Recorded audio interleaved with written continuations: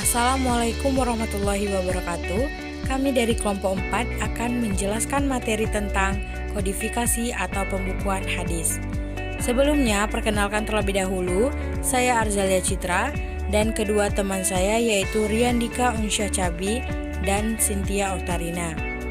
Baiklah, tugas ini kami buat untuk memenuhi tugas pada mata kuliah Ulumul Hadis yang dosen pengampunya Bapak Rahardian Kurniawan MPDI. Untuk penjelasannya silahkan simak video berikut ini.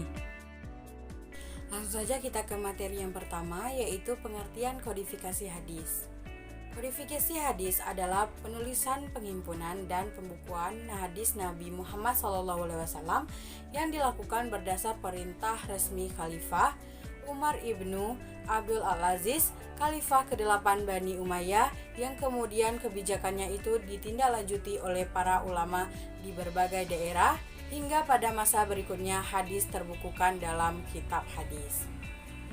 Kemudian yang kedua yaitu tujuan dilakukannya kodifikasi hadis, yaitu untuk menyelamatkan hadis-hadis Nabi Muhammad SAW dari kepunahan dan penyelewengan oleh orang-orang yang tidak bertanggung jawab.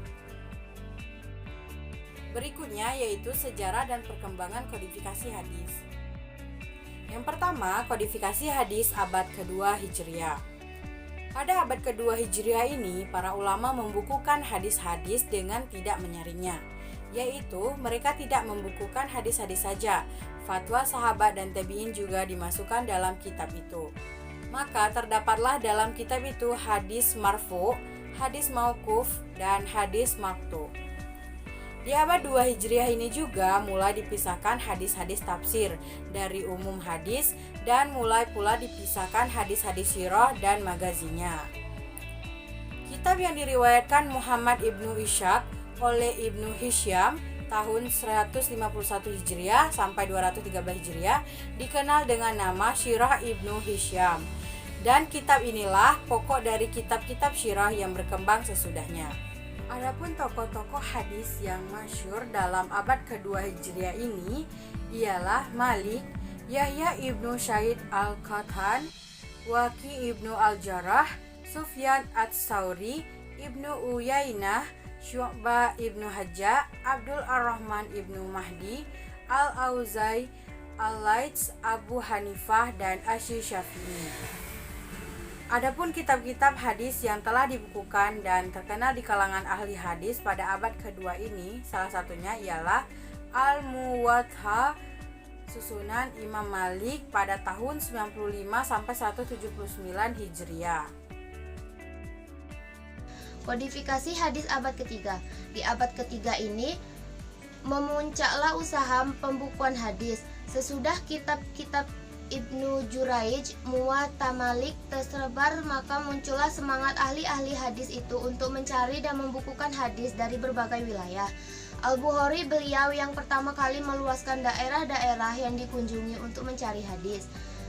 Beliau pergi Maru, Ray, Baghdad, Basrah, Kufah, Makkah, Madinah, Mesir, Damsyik, Qaisariyah, Aksalan, dan Himsyah. Penjelajahan yang dilakukan Al-Bukhari untuk menyiapkan kitab sahihnya selama 16 tahun. Selanjutnya kodifikasi hadis abad keempat. Hadis yang mereka kumpulkan adalah petikan atau nukilan dari kitab-kitab mutakadil min, hanya sedikit yang dikumpulkan melalui usaha mencari sendiri. Selain itu, ahli hadis abad ini tidak lagi mentahrijkan hadis, melainkan berusaha mentahzibkan kitab yang telah ada, menghafalnya dan memeriksa sanad yang ada pada kitab tersebut. Muncul pemikiran untuk mencukupkan dalam meriwayatkan hadis dengan berpegang pada kitan saja, tanpa harus melakukan perlawatan. Ibnu Madah adalah ulama terakhir yang mengumpulkan hadis dengan jalan lawatan. Munculnya kitab-kitab sahih yang mengumpulkan hadis sahih yang tidak terdapat dalam kitab abad ketiga atau Al-Kutub Asy-Syahih As-Sittah. Kodifikasi hadis abad kelima. Pada abad kelima ini, ulama hadis menitik beratkan hal berikut: memperbaiki susunan kitab-kitab hadis, mengumpulkan hadis-hadis yang belum termuat dalam kitab 6, ke dalam kitab besar, memisahkan hadis-hadis hukum dan hadis-hadis yang berisi taghib dan tarhib ke dalam kitab tersendiri. Memberikan perhatian kepada ilmu hadis, ulama sesudah abad keempat dalam menyebutkan hadis berpegang kepada apa yang telah dibukukan oleh imam hadis yang lalu. Munculnya kitab-kitab jami, taghrib, tahrib, hukum, dan atraf. Muncul usaha-usaha isra dalam istidrak. Kodifikasi hadis abad ke-6. Di antara tokoh-tokoh kodifikasi abad ke-6 adalah Ibnu Khuzaimiyah, Al-Hakim, Ibnu Hibban, Ad-Daraqutni, At-Tabarok, dan seterusnya.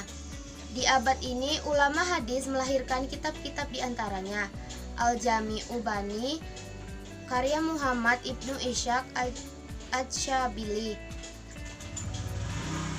Muawiyah Al-Sarkadis, Al-Jami'u Baina Sahihain, karya Muhammad Ibnu Ishaq Al-Asyabili, Al-Jami'u Baina Sahihain, karya Abdul Haq Ibnu Abdir Rahman Al-Syabili, Ibnu Kharat. Baiklah, selanjutnya penjelasan kodifikasi hadis pada abad ke-7 Hijriah. Masa ini ditandai dengan Baghdad, dianjurkan oleh Hulagu Khan, sehingga perkembangan hadis pindah ke Mesir dan India. Adapun jalan yang ditempuh para ulama pada masa abad ke-7 ini adalah menertibkan isi kitab-kitab hadis, menyaring dan menyusun kitab-kitab takhrij, membuat kitab-kitab jami yang baru, yang umum, membuat kitab-kitab yang mengumpulkan berita hukum, mentarijkan hadis yang terdapat dalam beberapa kitab, mentarijkan hadis yang terkenal dalam masyarakat, dan yang terakhir menyusun kitab atraf. Selanjutnya kodifikasi hadis abad ke-8 sampai sekarang. Masa ini adalah masa pensyarahan, penghimpunan, dan pentahrijan. Al-Shar, wa al-Jamu, wa al-Tahrij, wa al-Badz. Ulama pada masa ini mulai mensistematisasi hadis-hadis menurut kehendak penyusun, memperbarui kitab-kitab mutahrij dengan cara membagi hadis menurut kualitasnya. Selanjutnya perkembangan pembukuan hadis.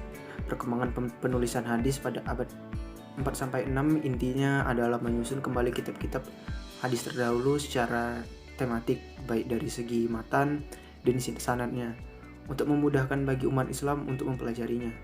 Dengan demikian, mulai abad terakhir ini sampai sekarang dapat dikatakan tidak ada kegiatan yang berarti dari ulama dalam bidang hadis, kecuali hanya membaca, memahami tarikh, dan memberikan syarah hadis yang telah terhimpun sebelumnya.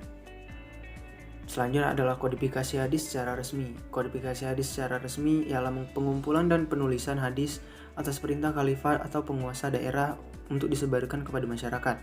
Para ulama hadis sepakat mengatakan bahwa kodifikasi hadis mulai dilakukan oleh Khalifah Umar bin Abdul Aziz yang memerintah pada tahun 19 sampai 101 Hijriah. Sekian penjelasan dari kelompok kami. Saya ucapkan terima kasih.